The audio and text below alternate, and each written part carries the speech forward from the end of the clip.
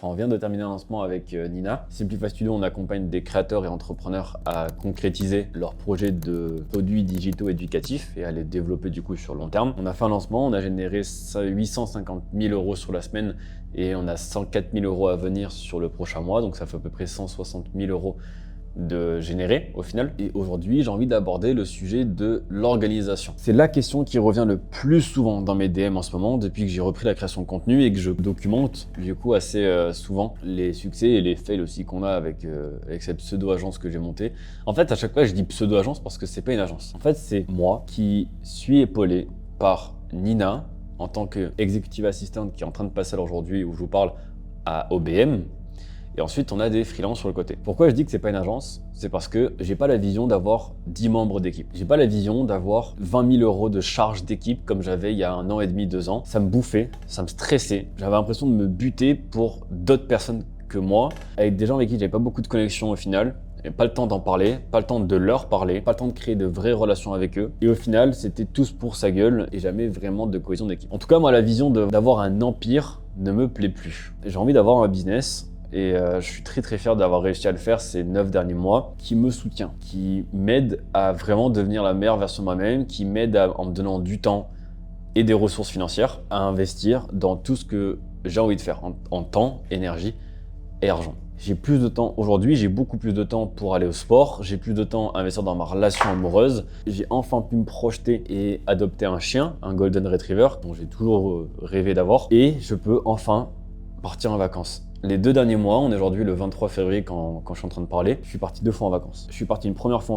en janvier, en Suisse, j'en ai fait un vlog d'ailleurs, et je repars demain à Bangkok, c'est à 4 heures d'avion d'ici, avec mon frère parce qu'on veut célébrer un super mois qu'on a fait. Et aujourd'hui, cette agence, Simplify Studio, c'est que des gens avec qui j'adore travailler.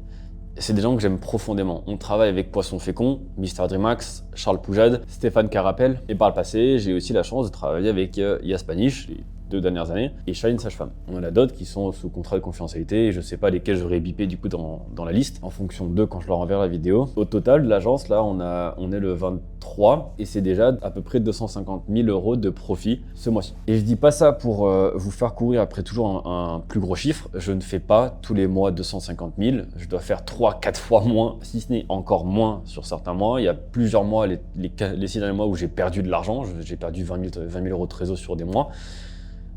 Mais quand on étale sur l'année, j'arrive à me dire que je fais de la nouvelle trésorerie. J'arrive à me dire que j'ai investi et j'ai sécurisé mon avenir, les investissements dans des ETF, dans l'immobilier. J'arrive à me dire que j'ai vécu des trucs cool en famille. J'arrive à me dire que j'ai construit et que j'ai la sensation d'avancer sans avoir été bouffé par le stress, par l'anxiété, par la pression, par le syndrome de l'imposteur, par le fait de me comparer avec les autres. Aujourd'hui, je suis en paix. Et j'ai envie d'aujourd'hui vous parler de système d'organisation et de paix. J'ai décidé d'aller à l'encontre de ce qu'on m'avait enseigné dans le programme de Genflow. Genflow, Sean particulièrement, et Ja de Genflow, le bras droit en gros de Sean, ils m'ont pendant 6 mois accompagné en individuel pour développer l'agence, développer mes skills. J'en ai tiré énormément d'enseignements. Genflow, c'est plus de 2 millions mensuels de chiffre d'affaires. C'est 300 millions de chiffre d'affaires générés pour leurs clients, où ils prennent des pourcentages et du fixe aussi. C'est 100 millions générés sur les 5 dernières années. Rien que l'agence. Et c'est public, c'est une entreprise publique, vous allez pouvoir aller voir en Angleterre, vous tapez Genflow machin et vous voyez leur chiffre d'affaires. Ils m'ont tout enseigné. Et j'en ai pris 10% de ce qu'ils m'ont dit. Et pas par ego, hein. Je veux rester vraiment humble, je n'aspire pas à avoir les résultats que eux ont, ils sont à 10 étages au-dessus de moi. Mais parce que ça ne me correspondait pas. Par contre, j'en ai tiré un truc dans l'organisation. Ça a été de recruter un opérateur. C'est ce qu'ils appellent de operator. Et cet opérateur, eh ben, c'est Nina. Parce que mon rôle, à moi, je vais en venir ici, il doit être extrêmement bien défini vis-à-vis de mes forces à moi et de mes faiblesses à moi. Et quand je fais la liste de tous les, en gros, plus et moins, eh bien, j'en arrive en fait à une fiche de recrutement exacte de mon opérateur. Et c'est comme ça que j'ai recruté Nina il y a quelques mois. Elle a été le soutien opérationnel dont j'avais besoin. Elle m'a aidé à amplifier mes forces et à limiter mes faiblesses, à compenser mes faiblesses. Je l'ai recrutée uniquement sur la base de toutes mes faiblesses. Moi, j'étais mauvais en organisation, j'étais mauvais en deadline, j'étais mauvais en focus, j'étais mauvais en constance. Dans la réalité, si je suis très honnête avec moi-même, et je le serai aussi envers vous, je suis quelqu'un d'impulsif, de créatif, de très ambitieux. mais aussi d'introverti. Je suis introverti, je reste dans ma case, je reste dans ma bulle, je suis ici dans mes bureaux à Bali, je sors jamais. J'ai du mal parfois à faire comprendre ce que j'ai dans la tête aux gens sans m'agacer, parce que j'aime pas les gens lents. C'est très égotrip tout ça. J'aime travailler avec des gens qui captent et j'ai pas la patience de réexpliquer 10 fois la même chose. Donc j'ai pris Nina en lui disant écoute, est-ce que tu es le contraire de moi? Si tu me dis oui, je t'embauche.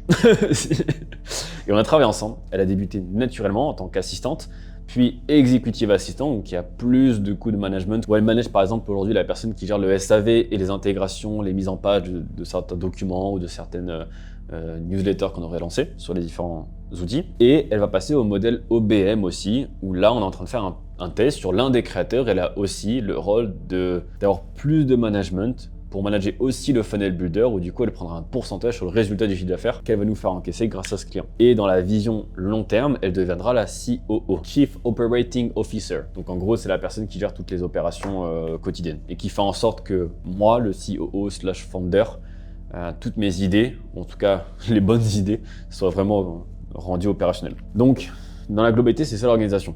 Donc moi, mon rôle, ça a été de surtout faire le fond de la stratégie, de faire le plus important, ce qui demande le plus d'expérience, et vraiment mon jus à moi, mon golden nugget à moi, quand je presse mon cerveau, ce qu'il en sort, c'est vraiment la stratégie. Donc c'est le positionnement, l'offre, la manière dont on va le tourner, le storytelling qu'on va créer autour de l'offre. Et vu que c'est moi qui ai la connexion avec le client, c'est moi qui garde la connexion avec le client. C'est moi qui garde la communication avec le client. Et j'adore, moi, le chaos. Je suis très à l'aise dans le chaos. Quand Nina, peut-être, le saura clairement moins. Elle va gérer tout ce qui a besoin de régularité, de constance, qui est dans un train, et elle va faire rouler le train.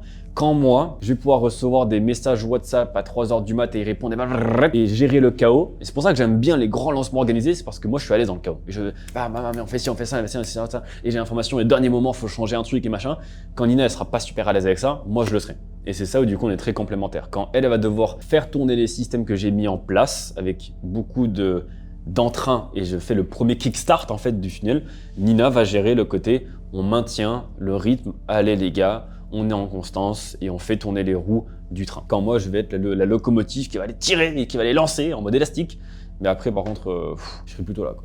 Plus trop là. Ensuite, comment on a géré les automatisations pour ce lancement? Comment on a géré le fait de ne pas avoir à tout faire manuellement? On a 3 étapes par rapport à ça, dans la structuration. Et ça va un peu répondre à ici et à là. Je gère toujours les choses de la même manière. D'abord, diagnostiquer tout ce qui est répétitif. Ensuite, tout ce qui est répétitif, on va se poser la question de est-ce qu'on garde ou est-ce qu'on supprime? Et je vais surtout faire en sorte de supprimer 80%. On va d'abord supprimer. Et on va supprimer en se posant la question suivante de qu'est-ce que je peux supprimer aujourd'hui qui n'a pas un effet 20-80. Et ça peut être des automatisations, des tags qui servent à rien. Ça peut être le fait de moi, par exemple, envoyer un email tous les jours. Est-ce que c'est vraiment utile ou est-ce qu'une fois par semaine ça suffit? Est-ce que le fait de vraiment faire ce Google Sheet, ce reporting-là, est-ce que c'est vraiment utile? Parce que si ce reporting, ça fait plus de 3 mois qu'on le fait, mais qu'on l'a jamais vraiment interprété, utilisé, bah ça dégage, ça sert à rien. Ça veut dire que c'est pas essentiel. Est-ce que ce membre d'équipe aussi est essentiel? C'est un peu dur, mais des fois, il faut poser la question. Ensuite, tout ce qui reste du diagnostic qui n'a pas été supprimé, qui a été gardé parce que c'était utile,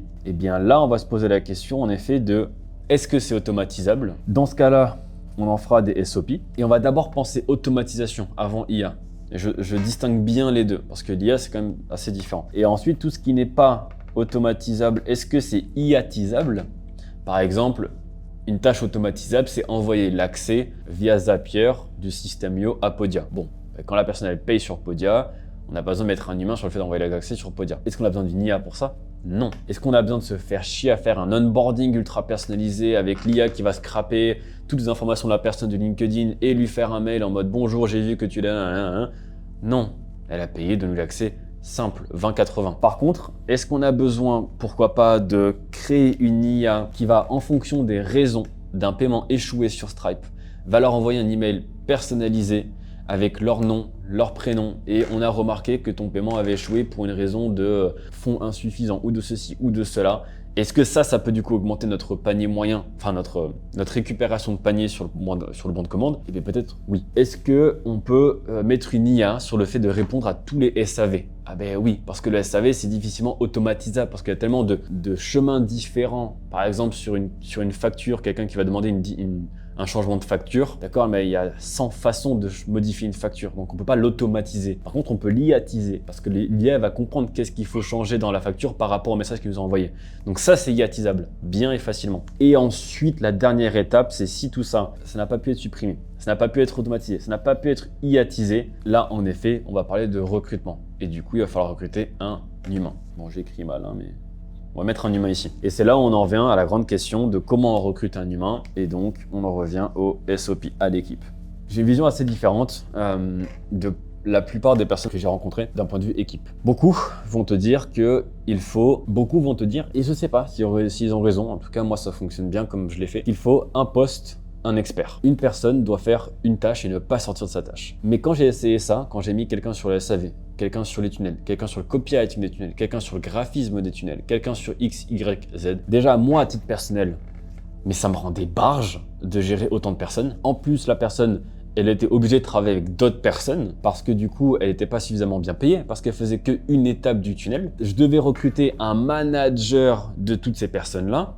Je devais créer un organigramme avec différents pôles. Du coup, le pôle créativité, le pôle tunnel de vente, le pôle ceci, le pôle cela, le pôle de je sais pas quoi. Et ça mettait une longueur de... Ça mettait tellement longtemps à produire quelque chose, ça me rendait barge. Du coup, j'ai décidé d'aller un peu à contre-indication de tout ce qu'on me disait, mais vraiment tout le monde, même les gros mentors qui m'ont vraiment inspiré. Je veux une petite équipe de gens qui sont polyvalents, qui sont intrapreneurs, qui sentent qu'ils ont de l'impact dans l'entreprise et qui savent faire plusieurs choses. Ces profils-là sont extrêmement rares, mais il y en a beaucoup qui veulent simplement avoir un 3000, 4000, plus un pourcentage sur le long terme, où ils pourraient du coup aller chercher 80, 100 000 euros par an avec une seule boîte et se sentir aussi dans l'entreprise. Là, par exemple, la discussion que j'ai avec mon monteur vidéo, c'est ce qu'il veut gérer toute la partie du pôle créatif de l'entreprise, de Simplify. Bien sûr qu'il est chaud, parce qu'il en a peut-être marre, lui, de faire que des montages vidéo et taper, envoyer, taper, envoyer, taper, envoyer. Peut-être qu'il a envie de faire du consulting aussi, de faire du consulting avec moi. Peut-être qu'il a envie de monter en compétences aussi. Peut-être qu'il a envie de partir avec moi, voir Alex Hormozy. Si je reviens à la structure,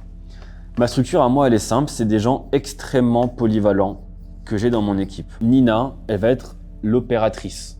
Elle va être mon bras droit opérationnel, si vous voulez, de l'agence. Parce que Simplify, c'est Simplify Studio, donc l'agence, et Simplify Mastermind, le côté coaching, consulting qu'on relance là dans quelques jours. Et donc, autre exemple qu'on est en train de regarder là aujourd'hui, d'intégrer, ça va être Mathieu, qui va être sur toute la partie pôle création de contenu, qui, de base monteur vidéo, va venir à Bali, va travailler avec moi, que je vais monter en compétences. Il va faire aussi le cadrage, il va prendre la caméra avec laquelle je filme, il va me cadrer quand on va partir avec Nina, faire de la boxe, faire des trucs, il va créer du contenu. Il va aussi gérer le côté CM, parce qu'il n'y a pas non plus besoin de 4 ans d'expérience en CM pour faire du CM, il faut juste savoir poster sur les réseaux. Et moi, je vais aussi le monter en compétences sur aller faire du SEO, savoir trouver les bons titres, extraire les bons extraits de vidéos pour en faire des shorts, des machins, des trucs. Il va être bien payé. Il va être dans une entreprise qu'il kiffe, avec des valeurs qu'il kiffe. Il aura plus de stress à devoir trouver tout un tas de nouveaux contrats et d'avoir 3, 4, 5, 6 personnes et de devoir éteindre des feux toute la journée. Ah tiens, je suis en retard là-dessus. Ah mais il y a lui qui me gueule dessus. Ah mais il y a lui qui me paye plus. Mais lui il me paye moins, du coup il dégage et ceci là. Il n'aura pas toutes les questions d'entrepreneuriat à se poser. Il pourra simplement travailler avec moi et kiffer l'aventure. Et il sera intrapreneur. Moi je recherche des intrapreneurs, pas des entrepreneurs. Parce que sinon ils nous voleront les systèmes et partiront. Pas des employés, parce qu'ils font juste ce qu'on leur dit, ensuite ils sont blasés, mais des intrapreneurs. Des gens où je leur laisse le champ libre d'améliorer mon entreprise aussi. Et je leur fais confiance là-dedans. Et par contre, les SOP, on a une grande SOP library, donc une librairie de SOP. Donc ce qui est un SOP, en fait, c'est un process. Hein. Tout est extrêmement bien documenté. Dans un Google Sheet comme ça, avec chaque thème, à quoi ça sert, pourquoi, qui l'a créé, comment, etc. Où à chaque fois, on crée un Loom, un Miro et un document doc sur chaque tâche. Un SOP, c'est une procédure standardisée. Comment écrire un mail?